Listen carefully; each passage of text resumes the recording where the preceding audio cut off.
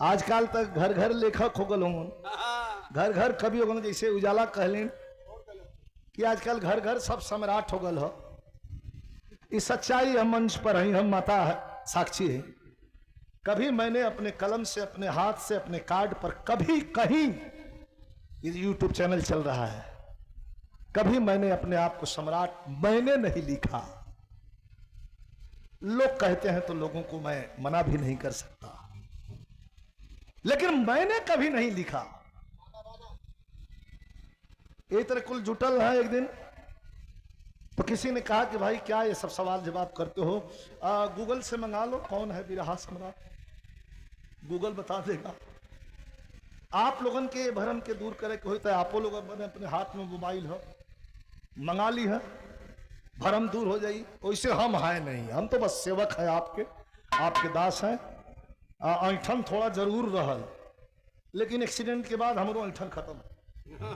हमके लिए जिंदगी क्षणभंगुर है, इसका कोई, इस सांस जो चल रही है ये कब रुक जाए इसका कोई भरोसा नहीं है। इसलिए किसी को अपने से तकलीफ मत देना। हमारे स्वामी जी बताते हैं, मां विंध्यवासिनी के धाम से ये तालीम।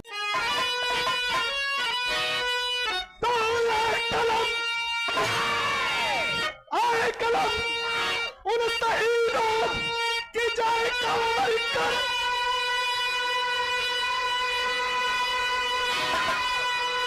जो कि अपने वतन के दीवाने बने।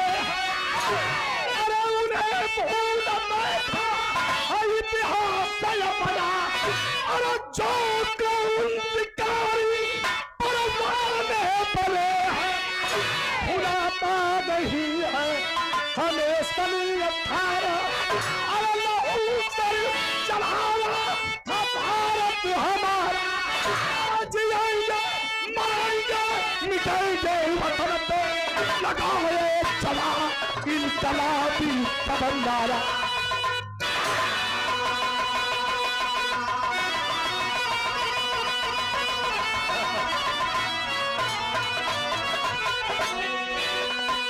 तुम्हारा बात याद के लिए जिएंगे मरेंगे मिटेंगे, काम की बात हो जाए। एंटरटेनमेंट तो जिंदगी में जरूरी है।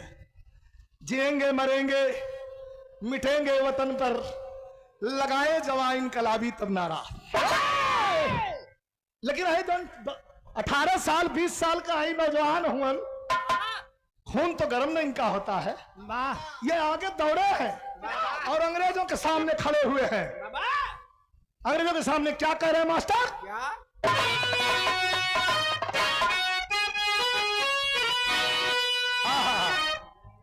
क्या कह रहे हैं कि चढ़ा दे सूली, अरे चढ़ा दे सूली और ताल पे जंजीर भाले, अरे चढ़ा दे सूली ताल पे जंजीर भाले। अरे वतन की लाश बचा ले, वतन के बीच चले।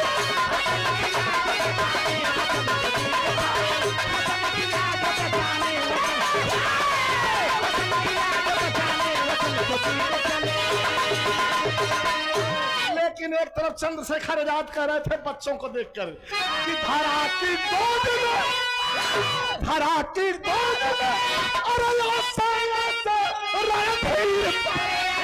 अरे धरा की गोद में रणधीर पड़े, की लाज बचा ले वतन के बीच।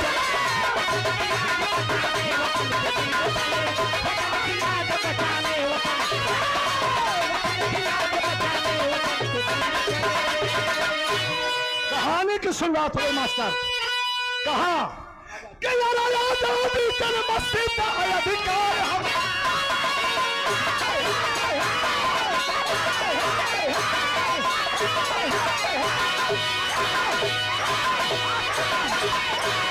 आजादी जन्म सिद्ध है अधिकार हमारा। बात तो समझते रहिए, पंचायत जाए। आजादी जन्म सिद्ध है अधिकार हमारा, गूंजा था हृदय भर में इनकलाब का नारा।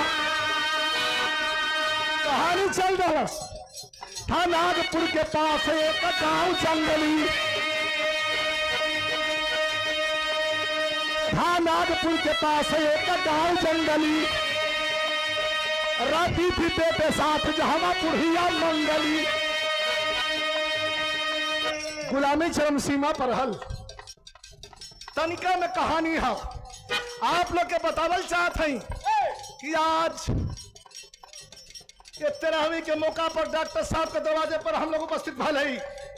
वो जमाना था कि 5 जाने अगर छाती बहरे निकाल के अब मोटहर गर्दन लेके टूटल कान लेके से हिस फुट पहलवान तोहरे मतीन आदमी के 500, अरे बाप रे बाप, तो गोली मार दो तो छुट्टी हो जाए, गोली ना मारो निहुरा के चुतरे पर 50 डंडा चले लात ना छोड़। खराब कर सो मशीनजरिया ना, अंग्रेज इतना दोगलपन कर है तो कभी कहा था नागपुर के पास एक गांव जंगली, अरे रहती थी बेटे साथ जहां बुढ़िया मंगली। बात बिगड़ जाएगी। बुढ़िया मंगली का एक ठे बेटा, तनी आनंद लिया लोगन। बेटा का नाम हो सूरज।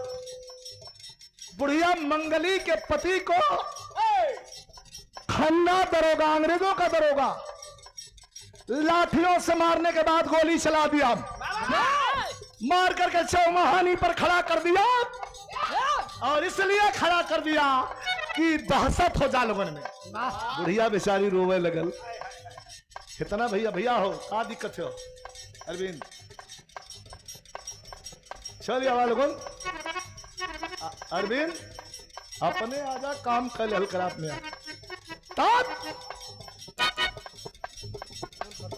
एक दिन के बाद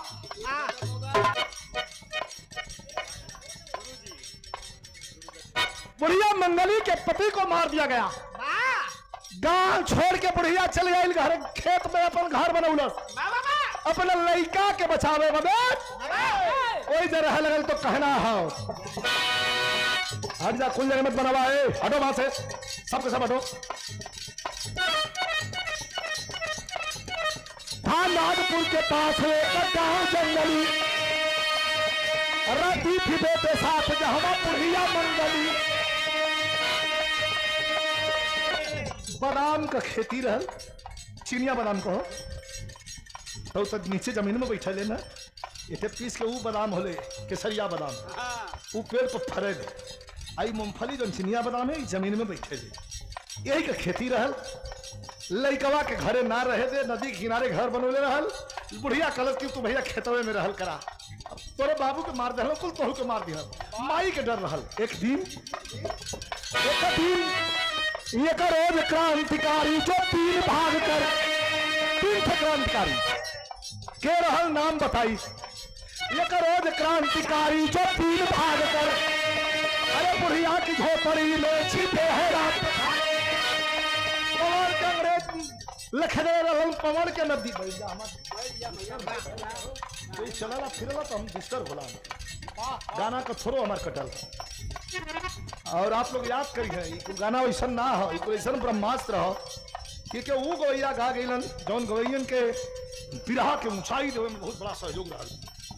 वो गवैयन के बिरहा या कुल 4-5 प्रोग्राम गा भले 7 महीना में, तो कमन गाई जौन गाई बदमी कहेंगे देखा हुआ गावत हुआ तो निकर आनंद ले ला लोगन, तो समंदर में आनंद आ जाइए कि कितना मशक्कत से आजादी मिलल हो। एक दिन अंग्रेज में खतरे हुमन 3 थे क्रांतिकारी नदी में तैर के और बुढ़िया की कोठरी में घुसला है। और रात में बजट का 11-12 बुखार में है, बुढ़िया सुतल है बेचारी मंगली। लड़का और बादाम का खेती हो, लगभग हम कर 500 मीटर की दूरी पर लड़का सुतल रहल मचान बना के। वही जबकि कुल जानवर आवल खाने दिलन, कच्चे मूंगफलिया खराब हो जाए और मैं घोरत रहल पहले। एक रोज क्रांतिकारी जो 3 भाग कर, अरे बुढ़िया की झोपड़ी में छिपे है रात भर। बुढ़िया न जान पाई कि मेहमान हमारे, अरे बुढ़िया न जान पाई कि मेहमान हमारे, खाए बिना ही सो गए इंसान बेचारे।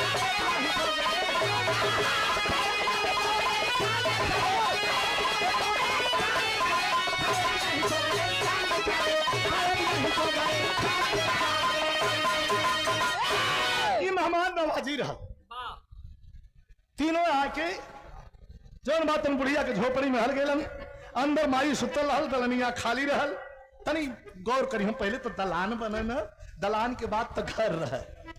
वही दलनिया में आके तीनों तकलन तक केहू लौकत ना रहल, अन्हार बारी। वही में जौन बात कुछ बोरा सरा रहल बिछा के तीनों अपन कपड़ा बदलन। तो उ रहल के चंद्रशेखर आजाद,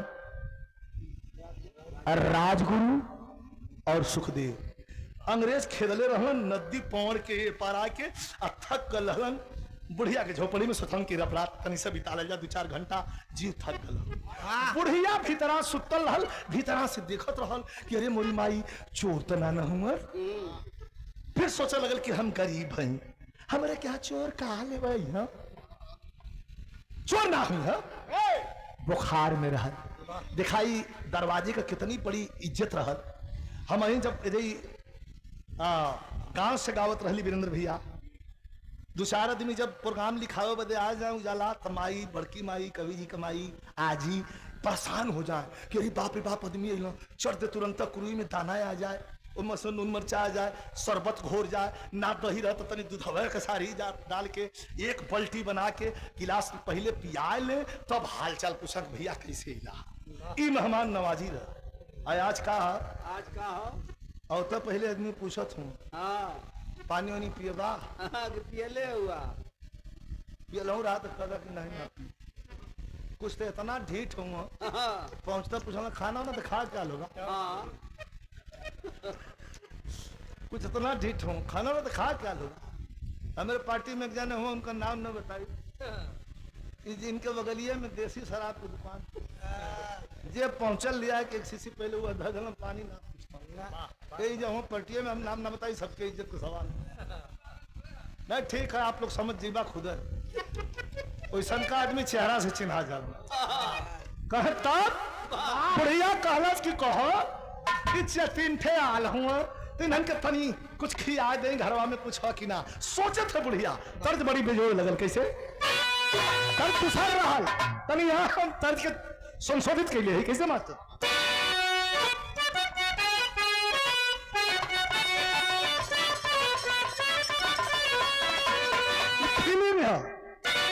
कि अरे सैया, अरे सैया, अरे लइका मिलन सूती जल कोरा में धिया के अजोरा लेना। बुढ़िया अंदर में सोचा थे का करी कि माई, अरे तू खावा रतिया बितावत पाड़ी, सपना सजावत पाड़ी हो।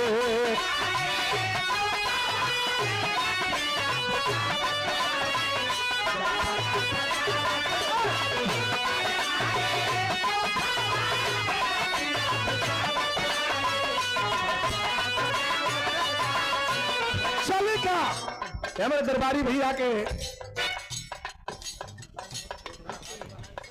अंशु यादव, दरबारी भैया के पोता हूं, बिलवा के द्वारा पुरस्कार, शुभ आशीर्वाद, धन्यवाद, सब इनके प्रणाम हो। सोचा था बुढ़िया ज्यादा सुता था, हमारो तबियत खराब हो, उठ ना जाता। अरे हो तो सभी करब ममता दुलार हो,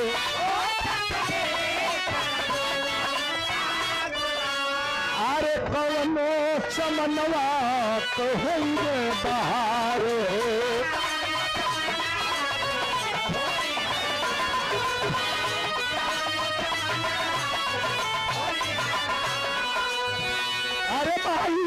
अरे माई ममता का मोतिया लुटावत पाड़ी, अरे माई ममता का मोतिया लुटावत, अरे सपना सजाती पाड़ी हो।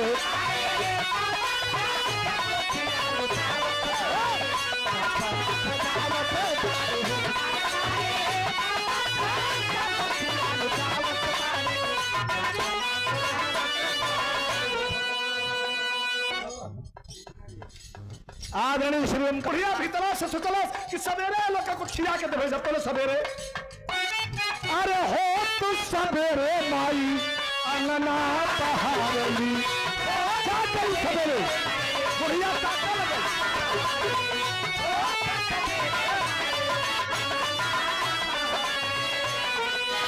अरे हो तू सवेरे माई अंगना बहारली अरे जाई के बलनिया में अपने निहारली जाई के बलनिया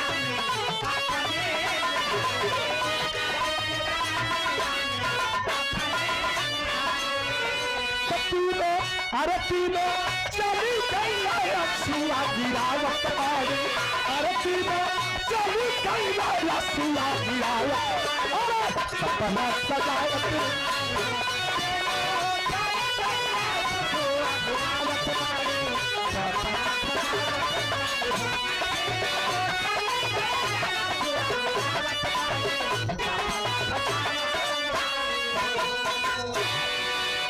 सवेरे खियावे का वादा कैले रहल अरे ई तो तीनों चल गई ना बढ़िया रोवे लगल अंगना दुआर झारत देखा अब कहानी मोड़ लल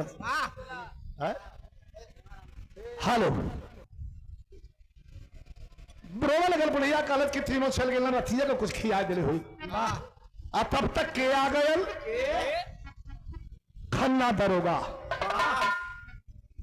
वही खन्ना दरोगा जो बुढ़िया के पति के गोली से मरले रहा 6 महीना पहले जी पे आवत देख के बुढ़िया के रोंगटे खड़े हो गए झाड़ू हाथ से छूट गए खन्ना दरोगा निकल उतर करके बाहर बुढ़िया से पूछा रे बुढ़िया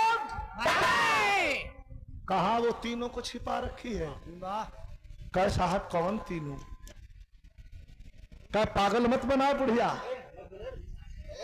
उन तीनों को कहां छिपा रखी है उन तीनों को कहा भैया कौन है तीनों की कहा पागल मत बना चंद्रशेखर आजाद राजगुरु सुखदेव तीनों रात भर तेरी कोठरी में थे बुढ़िया का जनाल की रोम रोम खड़ा कर कहा कहो साहेब सच्चो हमारे भैया चंद्रशेखर आल हमारे घरे में हमके विश्वास ना था साहब सच्चो कहा हाँ चंद्रशेखर आजाद राजगुरु सुखदेव तीनों तेरी झोपड़ी में रात में आए थे कहां छिपाई है तब तक बुढ़िया को देखा 65-70 साल के उम्र में जलगाल की जवानी जाग गई ऊंचा हाथ से फेंक दरस बुढ़िया कहलस ए साहब रोवा लगल दरोगा सोचा था कि मारे डरन रोवा था कि मरी हाँ कब मरले के डरन तो रे पिस्टल से ना डरा थी है एक मन में दुख है यही बदल रोवा था कैसे तो बढ़ जा मास्टर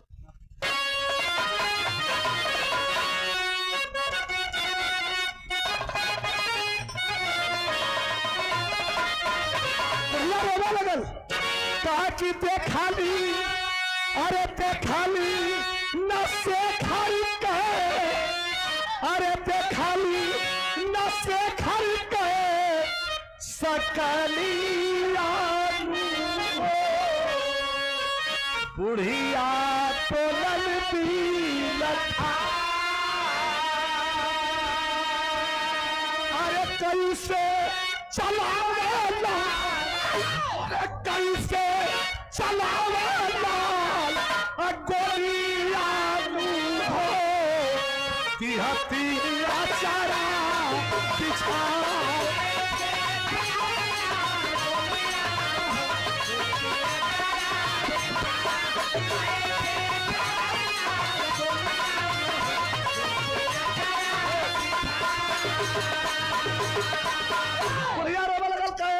गलती हो गई क्या गलती हो गई कहा कि जनती अरे चंद्रशेखर पाया रविया तो तू भला पियावती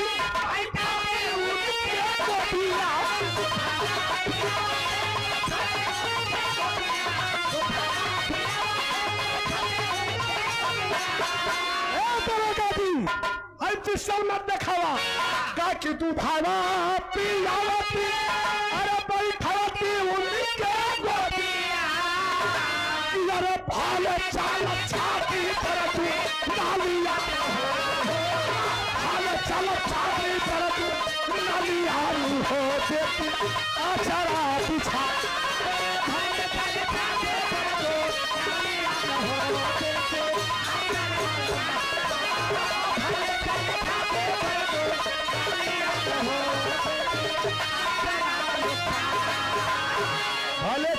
छाती पर दुनलिया न हो। हाई पिस्टल मत दिखावा। जनते की अइना चंद्रशेखर बैरगिया, दुधवा पियौती बैठौती उनके गोदिया, भले चला छाती पर दुनलिया न हो, देहती अचरा बिछा। खन्ना दुर्गवा कह रे हे कर देखा, ये तना मन बढ़ू, ये कर बदमाशी दिखा। ये 500 रुपयों का पुरस्कार आदरणीय अच्छे लाल हो भैया। ढोलक बढ़ा, ढोलक बढ़ा।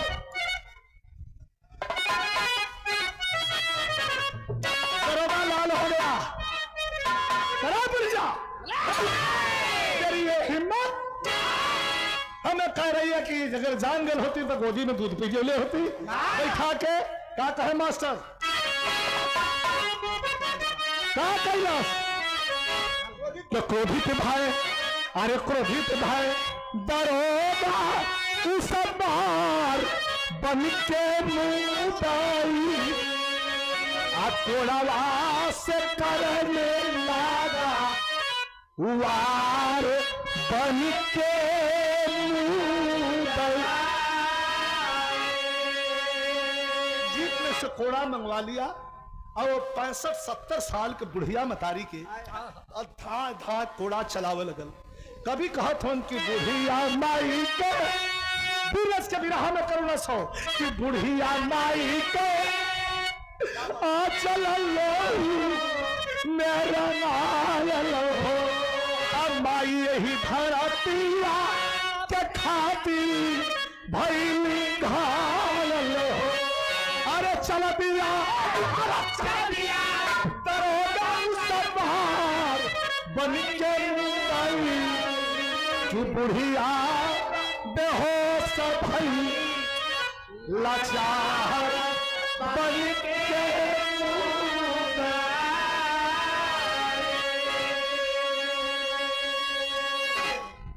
बुढ़िया माई का आंचल लोहू में रंगायल हुए, इतना कोड़ा मरलस कि खून से लाल हो गई बुढ़िया का शरीर, बेहोश होकर गिर गई। 65-70 साल का बुढ़िया माई अब बेहोश होकर जब गिर गई है तो बिरहा का लाइन मोड़ दिलस। काट के लकड़ी जंगल से बुढ़िया का बेटा आया है। बड़ा मंत्रणा कैला लोगन दोनों जने बाप बेटा। पहले ही मैंने बताया कि माँ कभी मरती नहीं, वो ख्यालों में, हमारे सांसों में, हमारे दुख में, हमारे सुख में हमेशा मेरे दिल में होती है। जब माई मर गई तो नदी किनारे लिया हो, चिता सजौला सच जलावे लगल, और जब लाश जलावे लगल तो वही पर कसम खैलस हो।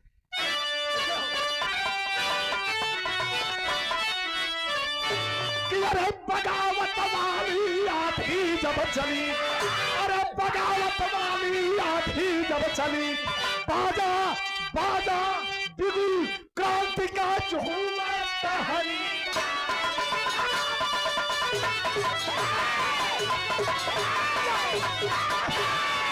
बाजा बिगुल क्रांति का झूमर टहनी डाली, बगावत वाली आंधी जब चली।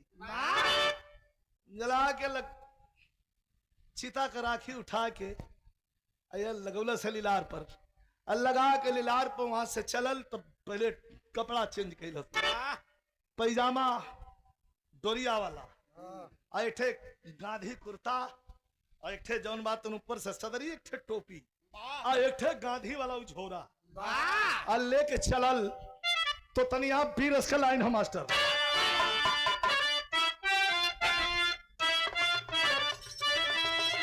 वो जमाने में गावत रहल कि हम गावाना नहीं जो नहीं नहीं प्रीत लोग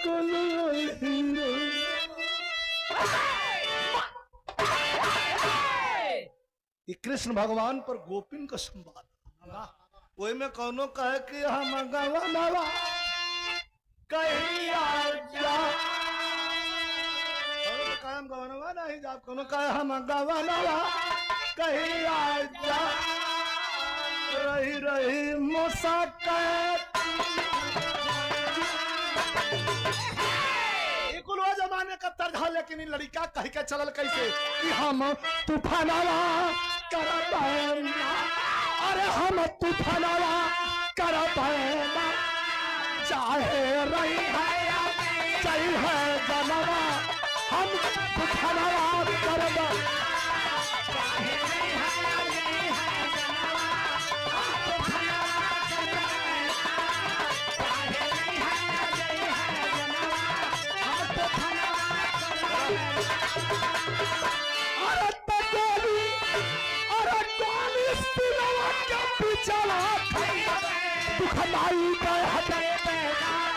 दुखमाई का हटाई अरे गोलियां भरती जैसे गोलियां भरती जैसे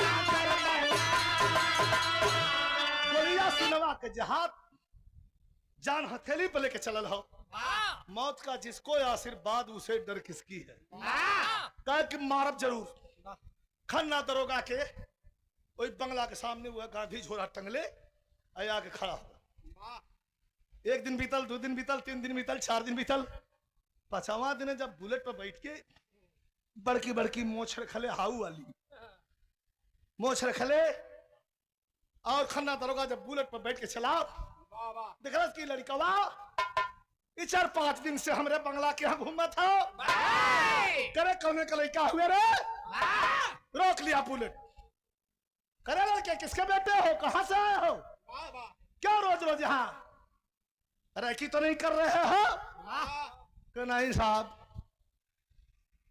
इठे चीज उधार देले रहला वही के लौटावा आ नहीं का उधार दिले रे हो सकत हम भुला गल अरे बोला बड़ा आदमी हवा साहेब आप भुला जीवा हम गरीब आदमी कैसे भुलाई इठे चीज दिले हुआ वह कलक रोक ललस बुलेट हाथ दे मुंह में पान रह थुकर खाना दवा का अच्छा कौन चीज है जल्दी दो कह तुहा बहुत जल्दी डल्लस हो झोरा में हाथ आज झोरा में से निकालत ना हो खाली झोरवा यार से घुमा के अगवा कैलस और वही में से धार धार धार धार 3 गोली मरलस उठन गए बुलेट अलगे अपने अलगे तब पगली सीटी अंग्रेजन के पगली सीटी हारन होकर हाय हाय हाय हाय बजे लगल खतरा का हारन रहा बजे लगल हारन मास्टर तो कैसे हाँ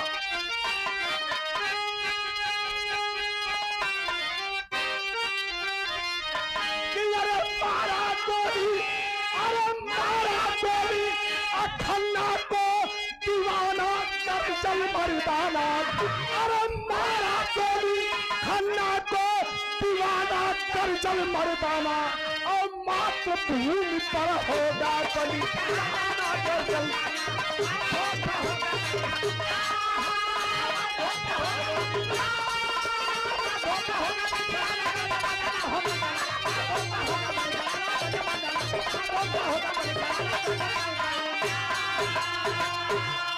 पीछे पड़ी अंग्रेजी फौज अरे पीछे पड़ी अंग्रेजी फौज पूरा में आया हो भागत भागत भागत भागत नागपुर पहुंचल नागपुर के चौमुहानी पर खड़ा हो बिरहा अंतिम सारांश गौर करी है और चौमुहानी पर और ताकत हो यारो पुलिस यारो पुलिस यारो पुलिस यारो पुलिस कहीं जाई तो कहाँ जाई बगलिया में ठे सीढ़ी गई रहल कोठा रहल कोठा कौन पहले बाई जी लोगन को कोठा चले उनमें तवायफ रहे मोजरा होखे नाच गाना गावे तबला पर और सबका दिल बहलावे और वहां व्यापार ना हो वहां तबला के थाप पर जवानी थिरकत रहल तबला बजत रहल सूरज इधर उधर तकलस मेरे बाप रे चारों तरफ पुलिस हम कहा जाई तो पीछे पड़ी अंग्रेजी फौज वहां नागपुर में आया चंपा बाई के कोठे पर जाके ललखा जगाया कहा कि माई बन के अरे माई बन के जैदा हमें ठिकाना कर जल मैदान हम मातृभूमि पर दे दो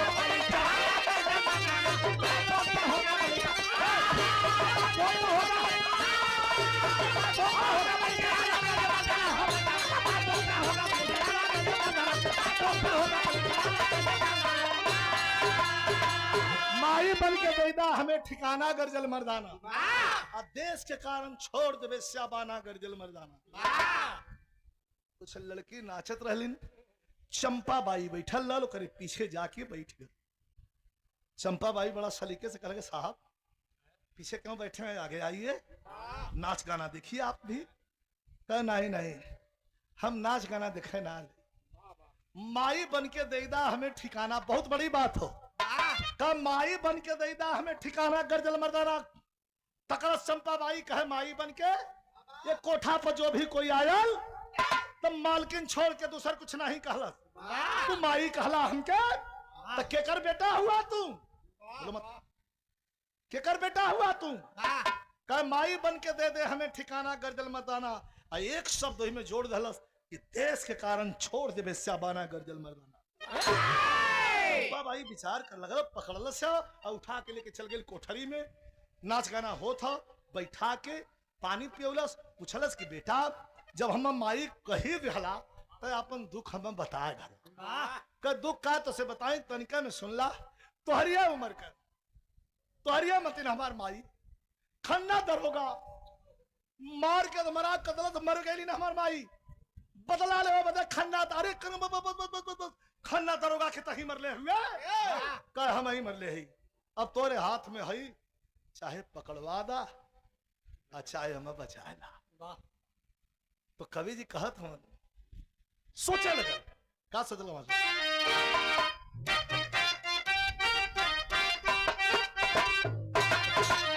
हालात बदलल हो। हाँ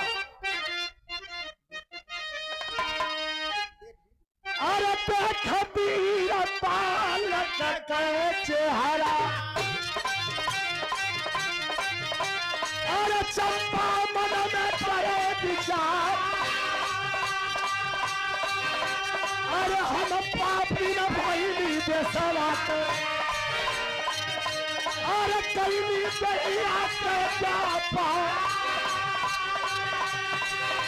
अरे कबो देश के काम नहीं, अरे ऐसा जीवन के भिक्षा,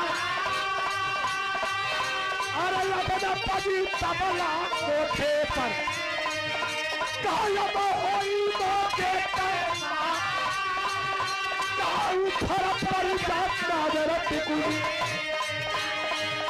अरे उठर पर जा साउ का सिंगार का अपना पदी तबला कोठे।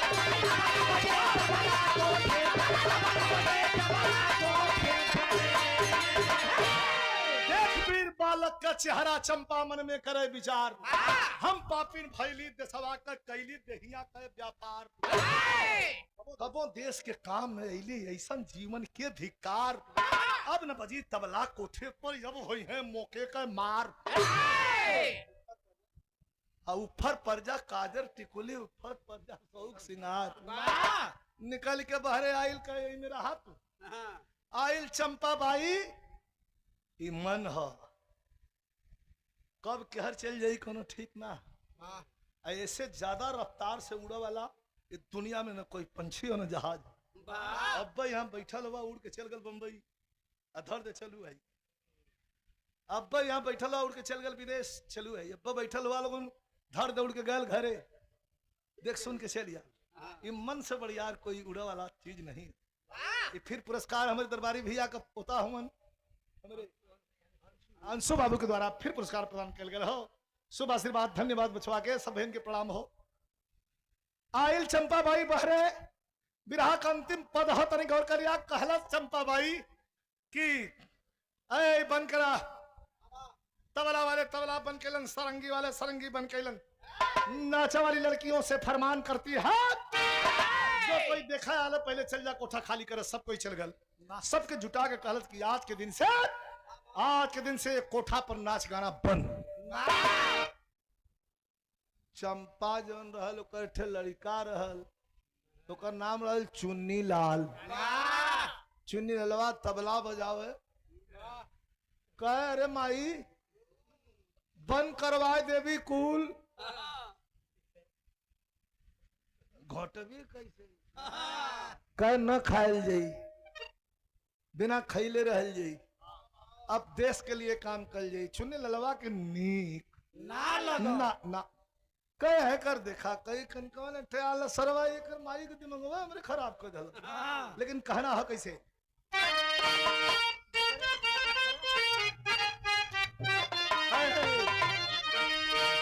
अरे तू सरना का खातिर फारा है आमला के डरिया आ दूसरे के खातिर बहे गंगा जी का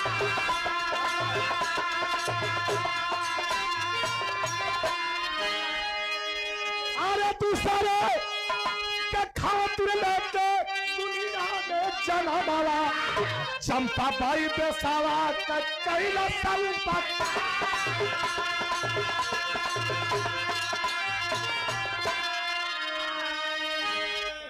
अतल चंपा का बेटा एगो चुन्नी लाल रहल बस नामन भी करे माई नामन भी कहा माने कह रहे तो मान जो का नाच गाना हो ले ले भैया ले ले जवाब वह चंपा का बेटा एगो चुन्नी लाल रहल देखा ये गद्दारी हनवा पर हनवा बतावला गद्दा के दरोगा जी के सामने चुन्नी ललवा खड़ा बल 2 लाइन तनी विशेष ध्यान आप लोग दी है जाके दरोगा जी से कल दरोगा जी पहले हम अपन परिचय बता दें भूमिका बनल हमार नाम चुन्नी लाल हो हम चंपा बाई जो कोठा वाली हो एक लड़का है कुछ आपसे न्यूज देवे आल है का ठीक खबर न्यूज का धीरे धीरे बोला मत धीरे धीरे पिया एगो न्यूज दे आलई का जल्दी बताओ कह जौन लइकवा खाना दरोगा के मर गया ओके हम जानी ला जाने ले बिना पूछल ही दरोगा जी के पुलिसिया हाथ जनता वारम रामनिवास भैया जाने ले कहे जानी ला अतले मरल 4-5 गोली उल्टा हो गई हो गई कह भैया काहे मारत हुआ करे साले अंग्रेजी अफसरों ने अब इतने मन के घाले होता तो लेके और याद है अब ले जा हम बताई ठीक है ना गिर सकता केहू गिर जाएगी जितना दूर हो एकदम कोई तो बैठले हो आओ राजा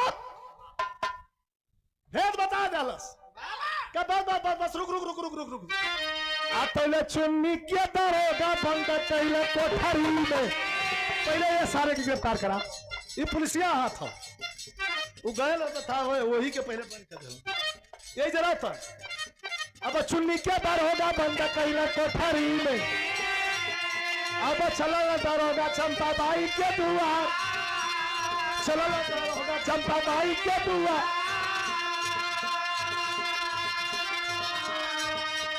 चंपा बाई के घरे आ गई ना दरोगा जी देखे सिपाही लेके चंपा बाई उस समय क्या करता है पहले सूरज के भोजनवा करावत रही चंपा अब सूरज के भोजनवा करावत रही अब पूछला दरोगा कहा बेटा तो अब पूछला दरोगा कहा बेटा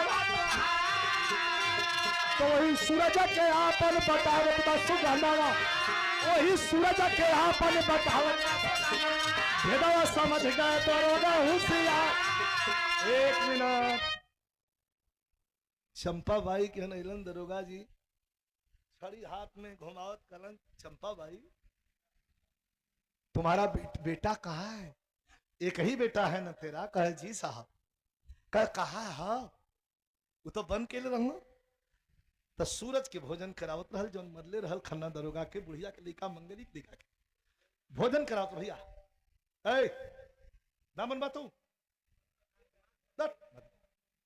शांत बेटा भोजन करावत रहल कह साहब ये है हमार लड़का फालतू ना यह तो लड़का थाने पे चला था यह तो लड़का ना कहा हाँ थाने पर तुम जाने के लेके तब अरे थाने पर लेके तो सूरज चंपा के लेके यही थाना वापस वही जलवा से चुन्नी के ले हला जलवा से चुन्नी के ले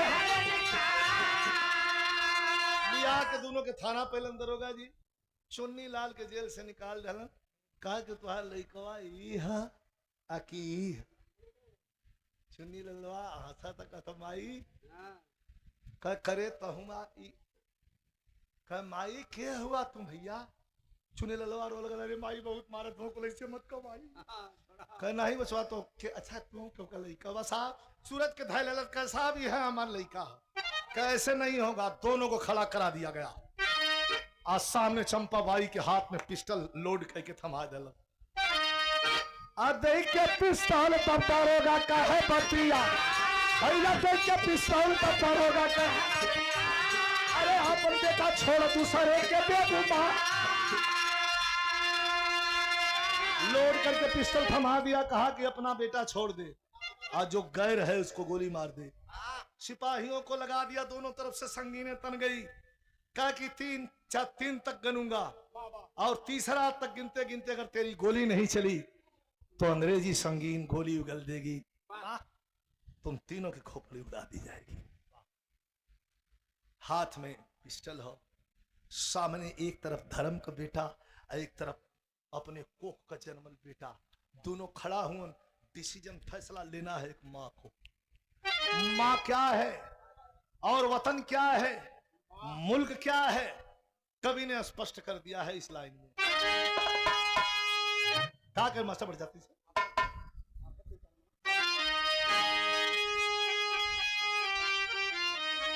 और ये जादूगर शहंशाह है आपका जबरा फैन जिनका अच्छा जादू सो श्री टाकिज मऊ में चल रहा है वाह आपके द्वारा ये पुरस्कार जादूगर हैं बहुत हमारे फैन भी हैं इनका शो भी चल रहा है मिल गया मौका तो चलेंगे हम लोग भी जरूर देखेंगे अने कुछ दिखावल चाहते ही दिखावा और 100 रुपए का पुरस्कार पुनः प्रदान किया गया हमारे छोटे भाई ब्रिजेश बाबू के द्वारा जो सेवा में कलाकार के एकदम तैयार हूं हाँ एकदम लगल रहा लेकिन थोड़ा सा ध्यान है यार भी ऐसा मत लग जा कि एक तरफ के धाई के एकदम लगा था किनारे दोनों तरफ पर ध्यान रखा चाय भी पिया होता हाथ से दा आदमी मुँह से पिए इना कि तुम मुँह से थमावा और ले वाला भी मुँह से बोलत अब फिर बोलना तू हम जानत हैं तुम गाभिनो भैंस दूध दे बाबू जानत भैंस बिसुकले पर हमें याद आ गई बिसुकले पर हमें याद आ गई भैंस हम जहां बनारस में रहीला हमारे बगलिया में एक सरदार हूँ बहुत हम मानव है जमीन में दिले हूँ पान बहुत खाए हो कहानी वही हो वही आप लोग रही हैं कहानी छोड़ी है मैं पिस्तौल हाथ में थमा दिया गया चंपा हाथ पिस्टल लेके हाथ में पिस्टल और सोच रही है दरोगा काउंटिंग करने पर शुरू उतारू है इधर से अंग्रेजों की संगीने तीनों पर तनी है तनी आ जा बनारस वाले आवाज पर गाय के हमारा इली चच्चा से कली चच्चा थोड़ा आदमी आल हुआ दूध मिल जात तचा उस समय गाय ना रखले रही तो मुंह में पान नशा उनके भरल है कौन रे यार बुढ़वा तो कुछ चल कर भी हमका चच्चा थोड़ी साधा किलो मिल जा कल रहे जो तबियत थोड़ी हमारा जैसे ही कहना कि हम कौनो दूध दे हाँ हम समझ गए तू दूध देगा कह रे दूधवा तो कुल चल रहा है जो ये तोरियावा है यही के जौन हो तब कोशिश करत है बिस्कल बा कहिए छोड़ले हम जाए को के पानी फेंक के यही रही काम कर सकला फेंक के पानी और उसे बतियावत देखा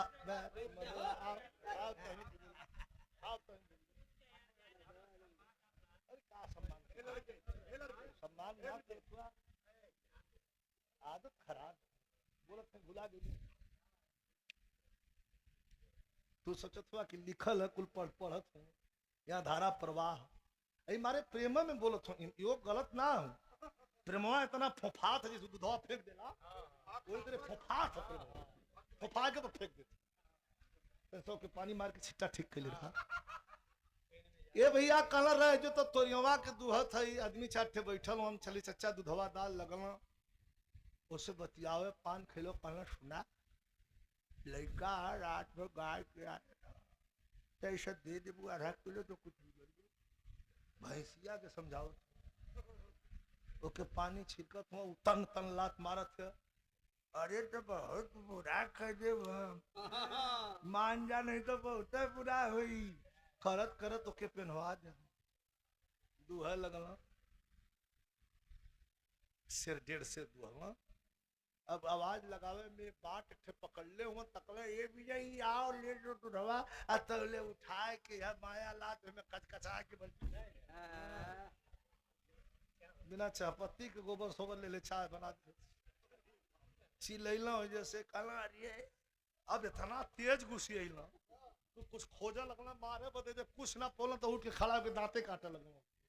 अब 2 ठे दांतवा वही में रह गया वो दांत ले पहुंचना कला यार दूध देखा है खून चले तो हमका ही बोलते चाय का भर कल लौकत ना है ऐसा ऐसा भयल अब हंसियो छूटा लेकिन मुंह तो पड़े रह का कली भा पैसा वैसा लगवा के उनके भाव लगो उनका जा चचा हम दूध में चाहिए तू गैला वो भैंस दूध है जो 1 महीना का छूट गई तो होला ऐसा कुल काम जो हो तो बिरादरी हमार करे तू नया ना हुआ यहाँ भी कुछ आदमी बैठल हूँ कहता लेके पिस्टल हाथ में सोचे लगल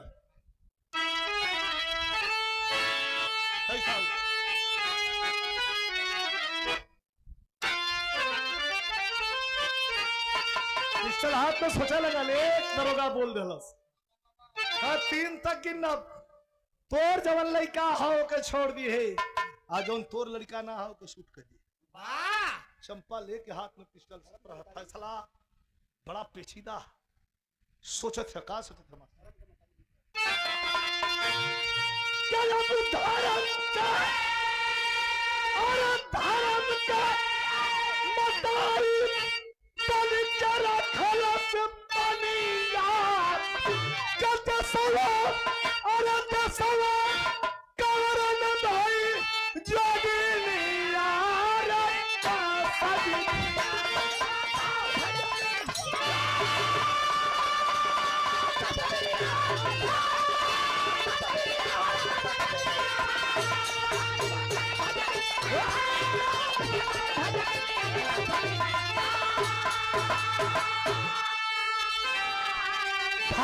मतारी बन के रखलस पनिया देसवा कारण भाई जोगिनिया रे कसबिनिया 2 बोल दलस 3 बोले वाला हो सोचत का हो सोचे चंपा यह चुन्नी रही के तबला ताल बजई है अपने लइकवा के सोचे से कि हमार लइकवा रही तो का करी तबला बजाई पान ढोई दिन भर अगड़म बगड़म में कर जिंदगी बीती है। लेकिन सोचा चंपा चुन्नी रही के तबला ताल बजाई है अरे सूरज बेटा रही के हमारा देश प्रेम दिखलाई है जब मरलस चुन्नी के भालन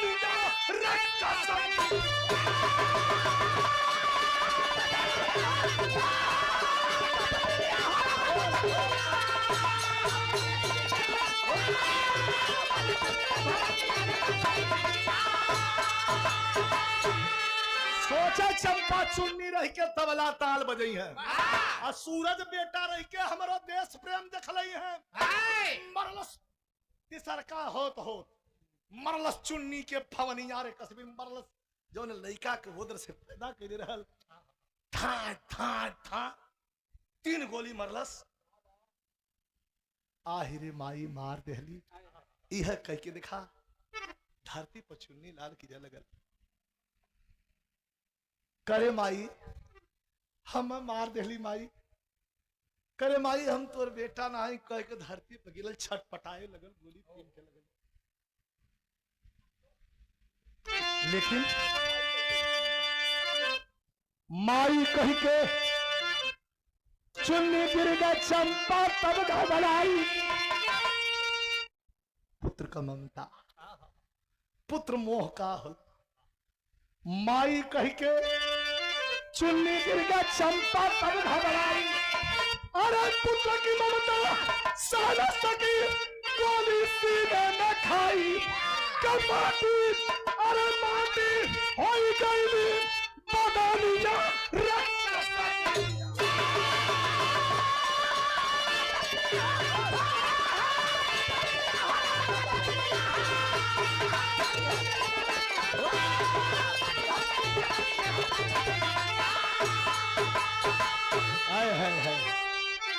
माई कह के ममता, माई कह के चुन्नी गिर गए चंपा तब घबराई। पुत्र की ममता सह न सकी, गोली सीने में खाई। माटी हो गई नहीं बदनिया, धाए दे अपनहू के मार के गोली। और वही चुन्नी लाल के बगल में अपनहू गिर गई। दरोगा धक्का अवाक हो, सूरज से पूछा था कि बिया अपने माई के ले जीगा के माओ के हरे बिजलिया वाले को फूंकदा है माई के अपने ले जा। अब ही दरोगा नहीं समझ पौलस कि कातिल ही हो।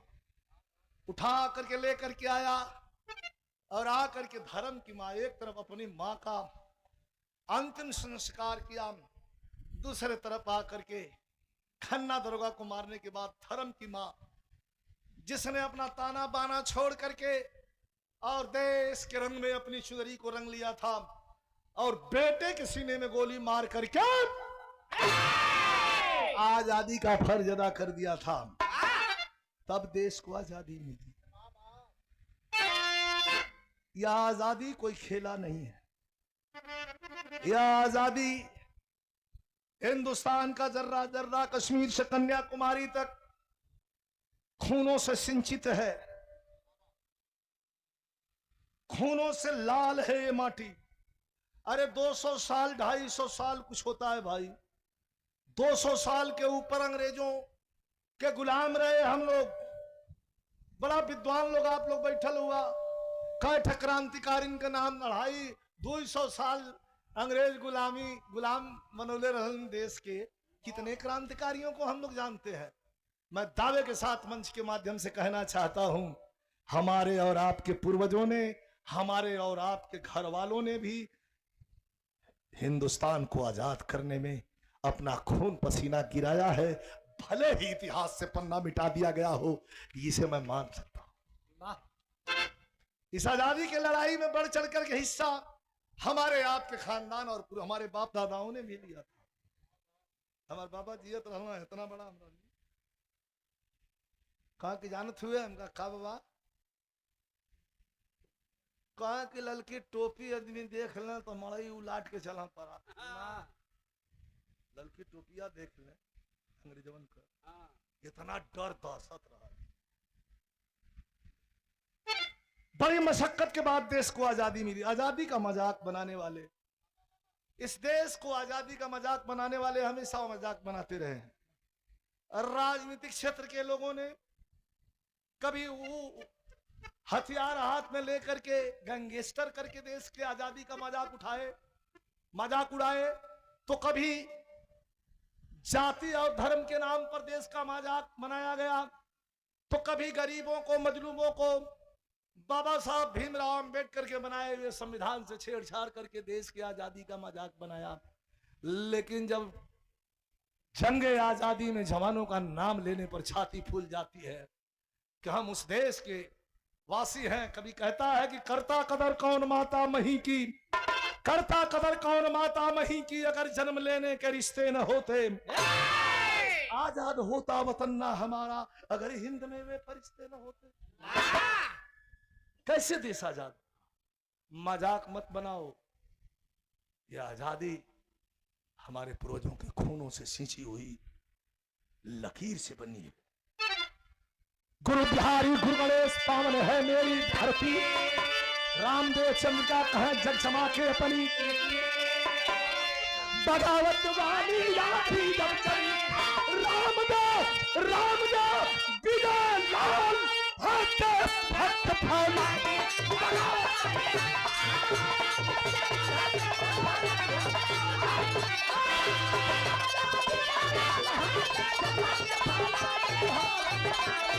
you.